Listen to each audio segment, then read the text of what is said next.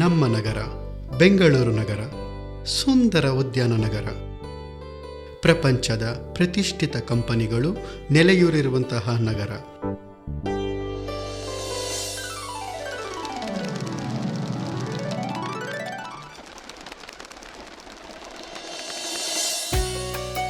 ITBT city, silicon city, A1 city ಎಂದೆಲ್ಲ ಹೆಸರು ಪಡೆದಿದೆ. ಹಾಗೂ ಈಗ ಮೆಟ್ರೋ ಸಿಟಿ ಎಂಬ ಹೆಗ್ಗಳಿಕೆಗೂ ಪಾತ್ರವಾಗುತ್ತಿದೆ.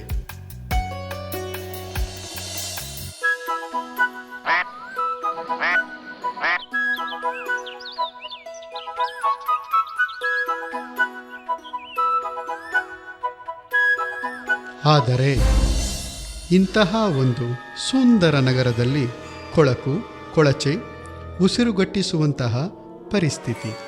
ಹೆಂಗಸರು ಮಕ್ಕಳು ನೋಡಲಾರದಂತಹ ಮೂಗು ಮುಚ್ಚಿ ಓಡಾಡುವಂತಹ ಪರಿಸ್ಥಿತಿ. ಭಾರತ ಒಂದು ಸಾಂಪ್ರದಾಯಿಕ ದೇಶ.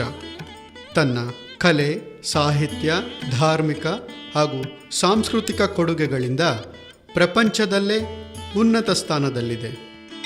ಭಯ, ಭಕ್ತಿ, ಶ್ರದ್ಧೆಗಳಿಂದ ದೇವರನ್ನು ಗುಡಿಯಲ್ಲಿಟ್ಟು ಪೂಜಿಸುತ್ತೇವೆ.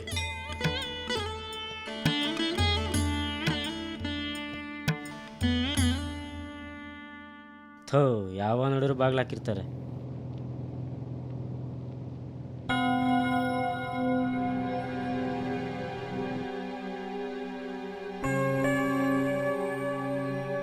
ಆದರೆ ಇಂತಹ ದೇವರುಗಳನ್ನು ನಾವು ಕೆಲವೆಡೆ ಈ ರೀತಿ ನೋಡುವುದು ದುರ್ದೈವ.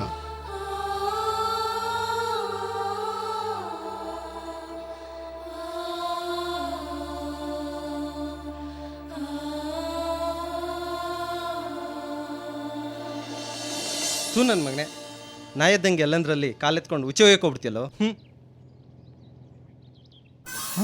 ಲೋ ಮಗ, ಇಲ್ಲಿ ನೋಡು. ಏನು ಯಾರೋ ಹುಚ್ಚ ಹೋಯ್ತಾರ ದೇವ್ರ ಫೋಟೋ ತಂದು ಹಾಕ್ಬಿಟ್ಟವ್ರಲ್ಲ. ನೆನ್ನೆ ಇರಲಿಲ್ಲ, ಇವತ್ತು ಹೆಂಗ ಬಂತ ಇದು? ನನ್ನ ಮಗನೆ, ಸಿಕ್ಕಲ್ಲಿ ಉಚ್ಚ ಹೋಯ್ತಿಯಲ್ಲೋ, ನಿಮ್ಮಂತವ್ರಿಗಾಗೆ ಇಲ್ಲಿ ದೇವ್ರ ಫೋಟೋ ಹಾಕೊಂಡಿರೋದು. ಅದಕ್ಕೆ ಹೇಳೋದು ಪಬ್ಲಿಕ್ ಟಾಯ್ಲೆಟ್ ಯೂಸ್ ಮಾಡ್ಬೇಕು ಅಂತ. ನೋಡು ಮಗ, ಮಾಡಬೇಕು ಅಂತ ಮಾಡ್ಬಿಡ್ಬೇಕು. ಅದ್ರಲ್ಲಿರೋ ಮಜಾ ನಿನ್ಗೆ ಹೆಂಗೆ ಗೊತ್ತು? ಲೇಡೀಸ್ ಯಾವತ್ತಾದ್ರೂ ಈ ಥರ ನ್ಯೂಸೆನ್ಸ್ ಮಾಡಿದ್ ನೋಡಿದ್ಯಾ ನೀನು? ಇಲ್ಲ ಬೇಡಪ್ಪ. ಬಾ.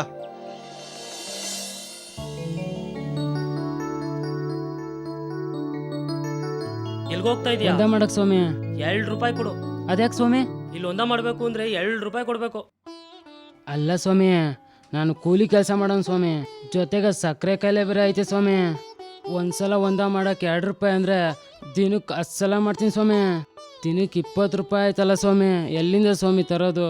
ದುಡ್ಡಿಲ್ಲ ಅಂದ್ರೆ ಹೋಗ್ತಾ ಇರು.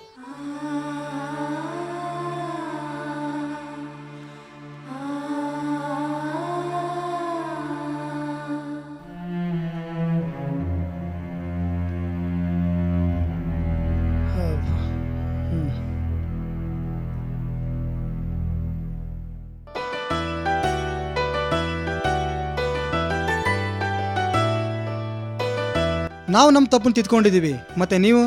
ಭಾರತ ಒಂದು ಕುಟುಂಬ ಇದ್ದಾಗೆ. ಆ ಮನೆಯ ಸ್ವಚ್ಛತೆ ನಮ್ಮೆಲ್ಲರ ಹೊಣೆ. ಸಾರ್ವಜನಿಕರೇ, ಸರ್ಕಾರ ಕೊಟ್ಟಿರುವ ಸೌಲಭ್ಯ ಸದುಪಯೋಗಪಡಿಸಿಕೊಳ್ಳಿ.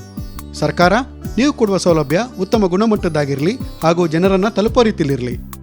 ಮನೆ ಮಾಲೀಕರೇ, ಯಾರೋ ಅನಾಗರಿಕರು ಮಾಡ್ತಾರೆ ಅಂತ ಗುಡಿಯಲ್ಲಿರೋ ದೇವ್ರನ್ನ ದಯವಿಟ್ಟು ಬೀದಿಗೆ ತರಬೇಡಿ. ಧನ್ಯವಾದಗಳು.